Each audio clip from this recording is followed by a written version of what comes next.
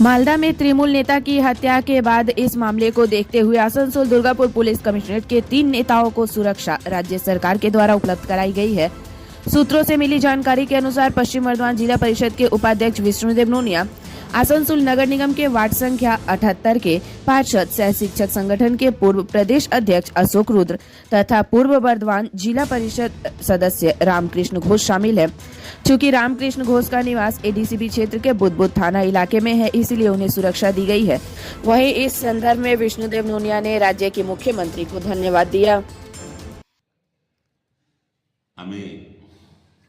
प्रथमे अभिनंदन जानाई आमादेर नेत्री जे बांगालेर बोलबो ना भारतवर्षेर एखन आमी महान नेत्री आमार ममता दीदीके धन्यवाद जानाई जे आमाके सुरक्षा गार्ड देওয়া হয়েছে। আমার মতন যত বাঙালির মধ্যে যারা পোস্টেড আছেন, যারা ভেবেছেন যে আমাদের যারা ওয়ার্কার আছে তাকে সুরক্ষা দেওয়ার দরকার আছে, যে আমরা দেখছি দিদি নিজে মেসেজ করেছেন যে আমাদের দেখেছেন যে মালদাতে গুলিকাণ্ড হয়েছে, তারপরে অনেকগুলো ঝামেলা হচ্ছে আমাদের কাজকর্তার উপর, যে বিজেপির যে মনোপলিও আছে পুরা বাঙালকে আমি বলবো যে এটা টোটাল বিজেপির চাল আছে, বাঙালকে অশান্তি করার চেষ্টা আছে।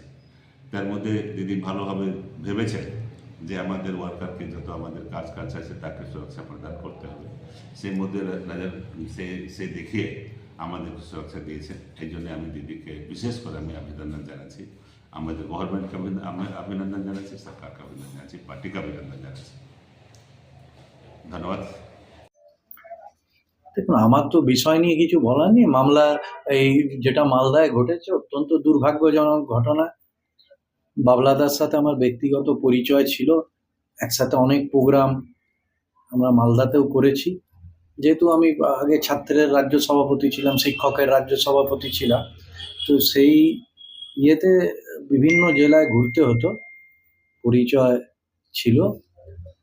আর এই যে ঘটনাটা বলছেন, আমার তো এর আগেও সিকিউরিটি ছিল, প্রায় 5 বছর ছিল, 2022-এর নভেম্বর মাস অবধি ছিল।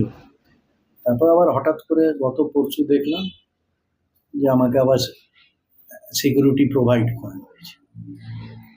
বলছি, আপনার সিকিউরিটি ছিল, আপনার 5 বছর ছিল, তারপর মানে যেহেতু বানপুর শিল্পাঞ্চলের আপনার বাড়ি, আপনি কাউন্সিলর ও বিভিন্ন রাজ্যে পোস্ট রয়েছেন তৃণমূলের, তো কি মনে হয় হঠাৎ করে সিকিউরিটি পাওয়া মানে গিয়েছিল আপনার সেক্ষেত্রে?